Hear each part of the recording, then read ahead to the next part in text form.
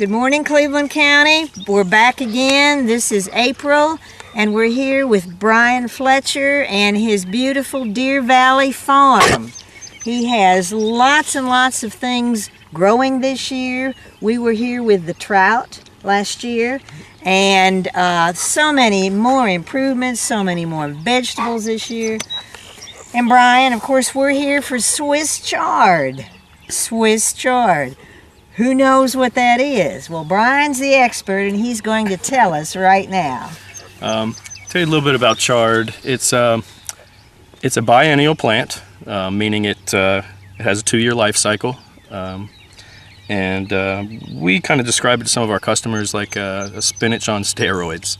It's got a real similar flavor to spinach, not very bitter at all. We like to grow them out for more of their greens. The stems are also edible, and also have their very own use in culinary. It's nice to have the different texture of the greens in the stems. And so we actually, that's all the Swiss chard, and you have several varieties growing. Yep. And when we get through out here in the field picking, we're going to wash it all off and then show you all the different kinds. Okay. And I noticed the one behind us, you called it peppermint. Yes. And is that just because that's the way it looks, or there's a little more spicy taste to it, maybe? They call that variety peppermint chard based on the stem color. The stems on those chard plants will be white and pinkish, hence the name peppermint. We also grow a Ford Hook giant chard and the standard bright lights that you see at a lot of the farmers markets. Okay, well that's fascinating. Very good information, folks. Well, Brian's going to pick some so you can see how it's picked, and then we'll go wash it and show you the results. So we'll grab some of this peppermint chard. So in other words, to keep it going, you don't completely take all the leaves off. That's why you plant so much. Typically we'd let these get a little bigger for bunching. Right. But this will be perfect size for the chef. So what you're doing, you're picking about the size leaf that your customers will be seeing at the market. Yep. You want them that big, and then you're just leaving the smaller ones. Yep. So you're picking it just like spinach. You pick the big leaves of spinach, yep, and leave the smaller ones so they will grow. Exactly. Okay. And keep it picked. So as you can see, this variety here, as I mentioned, is the peppermint chard. It will always have the pink and whitish stems. And as we move down the row here, we'll move into the bright lights and the Ford Hook giants. But also, you're picking the larger leaves and leaving the smaller ones, so they will have a chance to grow into bigger leaves that you can harvest as well. Yep. And some people even like to pick these smaller leaves to put in their salad mix. Oh, yeah, of course. The bright lights are always a little smaller, and the Ford Hook giant just grows better. So we plant some of just the Ford Hook giant, just to have some of those bigger greens, and tends to come up a little faster. And we pull the stems all the way down at the base of the plant, and it just snaps right off. It's a nice quick, easy harvest. We bunch them and send them off to market. All right, well, remember, folks, we told you we'd wash all these after Brian picked. And Brian, if you'll just go through and tell everybody what these are, what types of Swiss chard we have. Well, the varieties we have today are, as you can see here, this is the peppermint chard, named based on the color of the stalks. In the middle here we have the Ford Hook giant chard that I spoke of. Strictly white stalks, produce much larger greens. And then over here we have a bunch of the standard bright lights, which will have the yellows, the reds. The different chards have different flavors. Different flavors and different uses in the culinary world, for sure. Okay. So our chef is going to be cooking Swiss chard and giving you some simple recipes to use. But of course you can eat Swiss chard raw, like spinach. Yep. Put it in your salads as well. Yep. Well, that's great. Okay. This farm, Deer Valley Farm, will be at the Farmers Market in Shelby. And I know, Brian, I believe you do some at the market in Spartanburg as well. Yep. So you grow enough to be able to share with both North and South Carolina. That's our hope. That's Well, that's good. All right, well, folks, stay tuned. We'll be talking about the nutritional value of Swiss chard here in just a moment. Stand by. Be a part of building the future. Be a welder. The welding technology program at Cleveland Community College prepares you with the science, the technology, and the skills to be a successful welder. Experienced instructors using state-of-the-art equipment train students using industry-standard skills developed through classroom training and practical application. Successful graduates are in high demand and are employed as entry-level technicians in welding and metalworking industries. Learn more. Call Cleveland Community College at 704-669-4077. There's a new way to help save the environment while getting rid of your everyday waste. It's part of Shelby's new curbside recycling program. It's quick, easy, and something so simple that even little recyclers can help go green. Single stream recycling makes it easy so we can all do our part and do the right thing. Register at recycleshelby.com. Once you do that, you can roll these city-issued bins out to the curb. Don't worry, we'll take care of the rest. Recycle Shelby. Welcome back, Cleveland County. Well, we have just picked our Swiss chard, and now we have to know why we're going to be cooking it here in just a little bit, if there's nutritional value and how much, also how we preserve this before we cook it. And of course, we have Nancy Abasiekong here. She is with the Consumer Services Science Department. Family and Consumer Sciences. Thank you so much. A mouthful, I'll agree. It is, but you'd think after how many years I should get that. But anyway, that's the least of my worries. Right. So anyway, we have our delightful and delicious Swiss chard. And can you give us a little history about the plant? Right. Well, Deborah, Swiss chard, which is chard, and it is a vegetable, highly nutritious, that's grown for the leaves. It's in the beet family. Oh, okay. And was originally grown or used in Sicily. It's used in a lot of Mediterranean cooking and dishes, but Sicily is the first known area of use for Swiss chard. Okay. Well, now that we have it growing here in this country, we pick it, and now how do we save it until we start cooking it?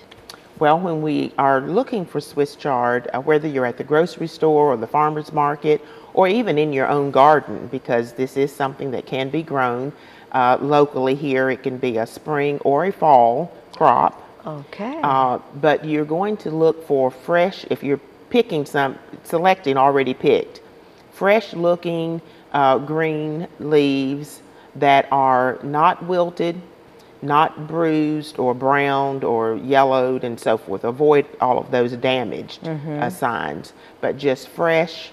And you might have chard or Swiss chard with either red stems, white or green stems, or it could have a rainbow, so different colored stems. Well, yes. So those you'd want to be fresh looking as well. Right, right. The stem as well as the leaf part. Correct. Okay.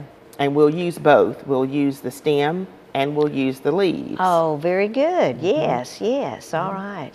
Well, now, if we don't, we see it in the store or we pick it from our garden and we have no use for it right now at the present, how do we preserve it in the refrigerator? And can we freeze it? And how else can we handle this? We hope it's abundant from our gardens as well as the store. Right. Well, when you take it home, we're going to store it in the refrigerator unwashed. So we're going to wash it before you're ready to use it, right before use. All right. So you'll package it in a plastic bag and store it in the crisper. Okay. But Swiss chard is highly perishable. And it will only remain, I mean, it's best used within 2 to 3 days. which is a shorter time than some of the other leafy greens. It is, absolutely. Some will go up to 5 days and so forth, but with Swiss chard, it's recommended 2 to 3 days as your refrigerator storage time. Right. So maybe if you are at the farmer's market, you may want to select or purchase what you're going to use this week. And again, during the season, once May and on through the summer, we will have farmers markets in our area that are open, you know, on Saturday, Tuesday, Wednesday, Thursday, so we don't have to get everything all at one time. Well, and yes, and we're blessed for that. Right. I hope you folks know that, how blessed we are to have all that. But you now can freeze it. Good. Well, can and freeze. yes, and let's talk about that. Right. So if you do have more than you need, then you're getting ready to freeze.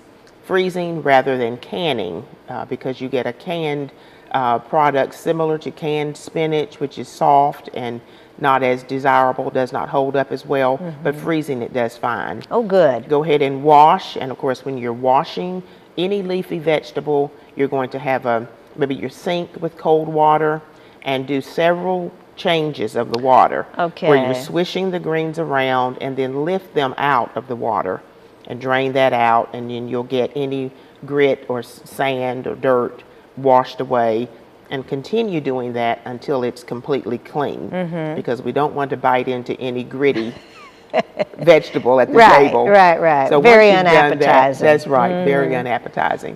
When you're freezing, you will need to blanch leafy greens and chard in addition.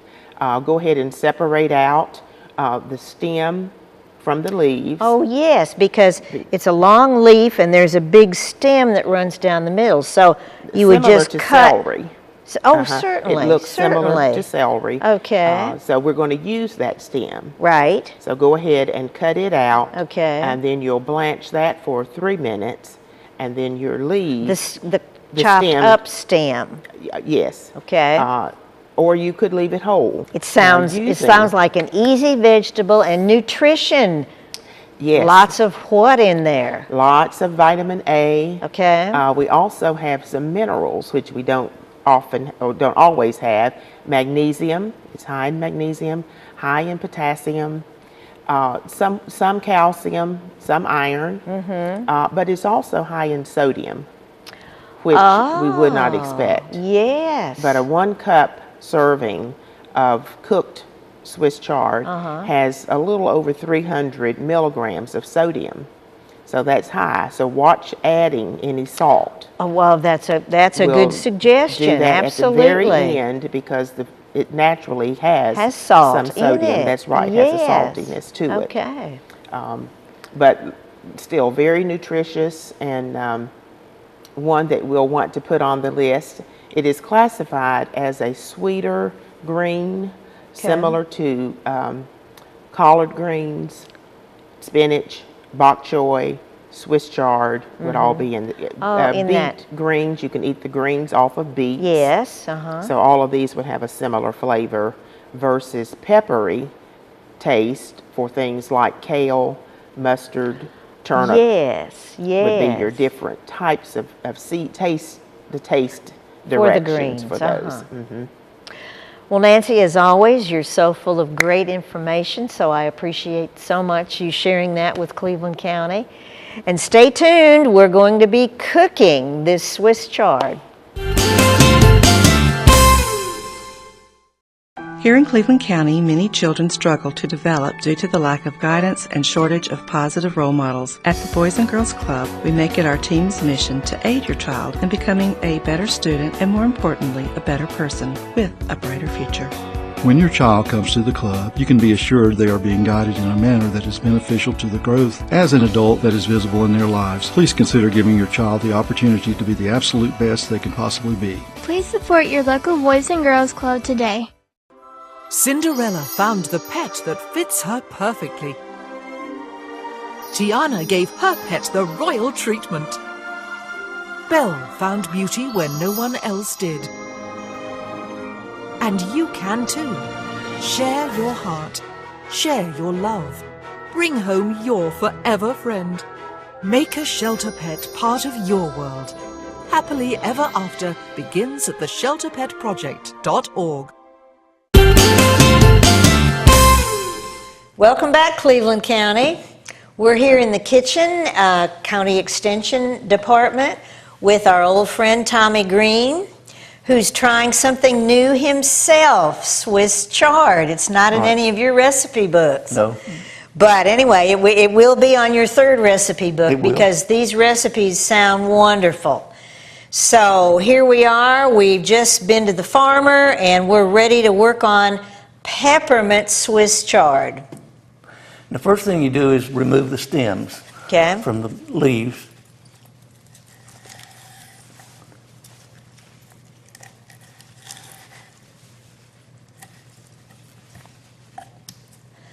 And of course, I'm just going to grab one of these, and this is the stem part that he's removing, and he's cutting all this leaf part off, and then you're cutting them in chunks. Is that right? Yes, and after you cut them in about 2-inch pieces, you put them in water and rinse them real well, and then we will spin them in a salad spinner to get most of the water out. You still want to leave some of the water in. Mm-hmm. Okay. And I'd say we have 1, 2, 3, 4, 5, 6, 7. We have 9. We could probably say 10 leaves of Swiss chard would be enough for this recipe. Would that be about right? Yes, Because I told the farmer how much we needed, and I said, just a bunch. But none of us knew what a bunch was. Right. So apparently it is 10 leaves of Swiss chard. So this is sort of an arduous thing with that big knife, Tommy. I'm afraid you're going to cut yourself. Oh, no.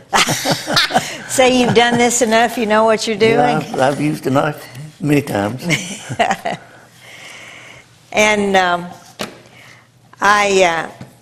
it's going to be a great idea to show you how this salad spinner works. I had one, and one of my daughters took it home to Raleigh with her, so I'm without a salad spinner now, Tommy. So they're just so beneficial with all these fresh green vegetables like lettuces and onions and all that you can just rinse, put in here, get rid of the water, and do what you need to do. Right. Although I believe this recipe calls for leaving the leaves a little damp. It does. Mm-hmm. That helps wilt the leaves when you're cooking. Right. Of course it does. So could we say this is going to be almost be like a wilted lettuce? Yes. As a matter of fact, the name of the recipe is wilted Swiss chard? Swiss chard with shallots and vinegar. Okay. So this is kind of an arduous process, but I know you wanted everything as fresh as you could have it, Tommy, and it's important to show the folks who are watching this really how to do all this. Okay, the next thing I'm going to do is rinse it well and put it in the spinner. Okay.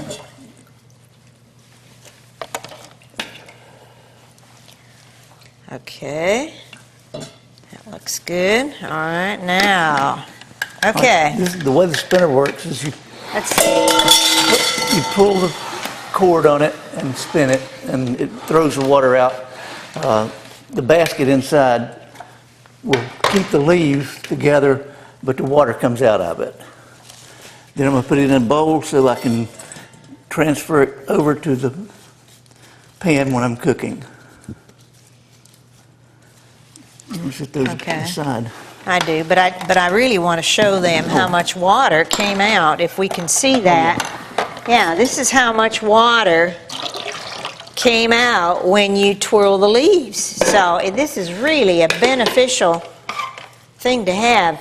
And I guess the old-timey way is what? Put it in a towel and sling it around? Yeah. I don't know. Right.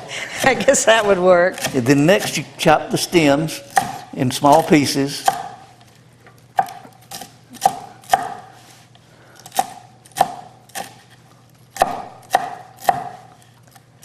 Okay, that sounds good.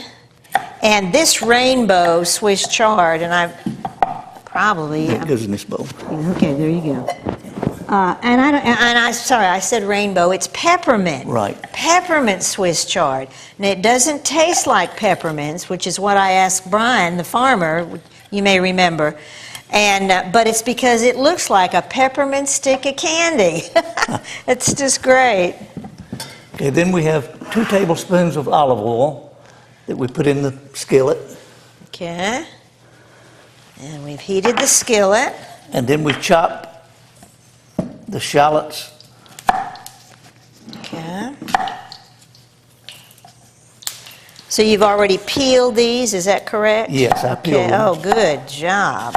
And then we'll grate the garlic on top of the shallots. Now, what's the difference between a shallot and an onion? The shallot is milder flavor than an onion. Oh, okay. So in other words, if you had used an onion, it would sort of overpower the other flavors in Yes, here. it would. Okay. Well, that sounds good. And it almost looks like there are 2 little onion things in there. Mm-hmm. And you can actually find the shallots in the vegetable section. You certainly can. Mm-hmm. And I'm assuming, because you've already peeled them, they have like a peeling like an onion? They do. Would that be? Okay. Yes. But it takes a lot of time to peel them, and I didn't think we had that much time Right, we don't. on the show to do we that. And all I do is use a small paring knife to cut the cover off the shallot. And then just peel it like an onion? Yes. Mm-hmm. Okay. Then we grate the garlic. And so that is a specific piece of kitchen equipment, tool, I guess we could say, Right. that grates the It's garlic. a mini grater. Okay. And then you have to get the garlic off the back. Uh-huh. You could use, I'm sure you could use minced garlic, but I think the grated garlic gives a better flavor. Well, it's fresher, right? Right. I mean, it's like right then. Yeah. Okay. I bet you can do, what is it, cinnamon pods with this thing too? With this tool? I've never done cinnamon with it. Or what's the other thing? Cloves, maybe cloves. Yeah, cloves and also nutmeg. Nutmeg. Yeah, that's a nutmeg grater thing. Yeah. Okay. And also I use it for zesting lemons Oh, very good. Yes, yes, yes. and limes, key limes. But this tool, if you don't have this tool, don't worry about it. You can grate a piece of garlic with a thing that you turn. Right. Or you can just cut it up. Sometimes I just cut it up and stick it in there. Just mince it. Mince it. There you go. Okay. So Then we start off with the shallots and the garlic for 2 minutes in the medium-high heat. Okay. And preferably a non-stick skillet. Yes, and I can see that. Non-stick's always better. Although, I don't know, you can't hardly beat the old-fashioned, metal skillet? Yeah. Cast iron. Cast iron, thank you. Yes, yes, yes, yes. Okay, so we're going to cook this for 2 minutes. 2 minutes, okay.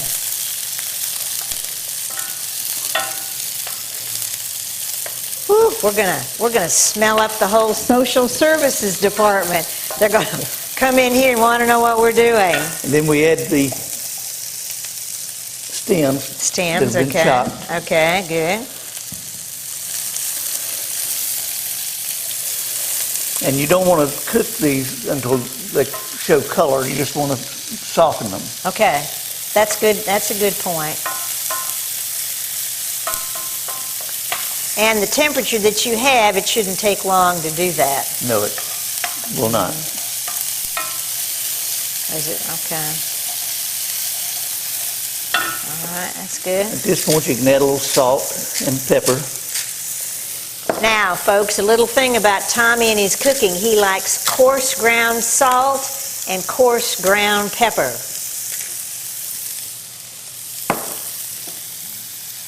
Okay, setting the timer. Well, I'm just checking it now. Okay. Timing's critical. Got 47 seconds to go. Okay. And then we'll put in the leaves. All right. And cook those for 3 minutes. Okay. Okay. And then, and you don't stir those with a wooden spoon. You toss them with the tongue. Oh, well, there we go. Another new cooking technique we're all going to be learning. Okay, that looks like it's pretty soft, Tommy. It does. Well, then maybe we ought to try to add the leaves here. Let me clear the timer. Right. Start over. 3 minutes. Oh, good, good, good, good. Oh, that's great. Great, great, great. And then you have your, and what do you call those? Tongs. Tongs. There we go. Oh, look at that. Oh, my. And if you can pick up shallots and the garlic, it'd be good to do that so it's mingled with the... It's certainly integrated with all that. Right. Okay. So the leaves aren't getting that much heat. They'll just be wilted enough. And I can see now why you'd leave a little bit of water on there. Right. Because the water will get hot before the leaves and cook the outside of the leaves. Yes. Oh, that is just wonderful.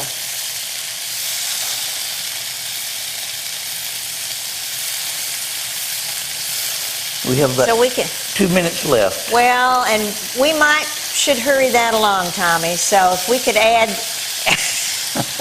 this is the cook, this is the cook. We can't hurry a good thing, so we'll just manage. I got it. I got it. Okay, that looks great. And then you add the vinegar. Now, is this within the 2-minute time that we're doing? Yes, we're down to 1 minute and 30 seconds. Okay. Okay. All right. Okay. And again, after you add the vinegar, you toss it. I see. Toss it again. And again, you can use red wine vinegar. We're using cherry vinegar. Cherry vinegar. Sherry. Oh, sherry. I'm sorry. Yes, we are. Sherry. Sherry. Okay. All right.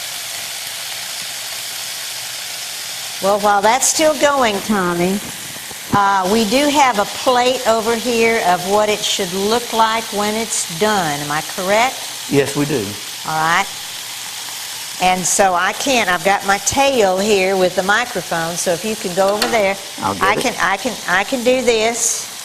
I can do this. Woo-hoo! Here we go. All right, we can lay that right there. So that's what it looks like. Oh, and see, it's all cooking down. Tommy, that's wonderful. I'm going to let you continue doing that. Well, we're through. Good. Cleveland County, this has been lots of fun. Tommy is a trip, as you can see. He really knows his cooking, his utensils, and his techniques. I'm just learning so much with you here, Tommy. Well, thank you. So we'll see you in the month of May. Hopefully we'll be doing broccoli, so get your taste buds ready. But try these recipes. They're out on the Extension's website. Bye.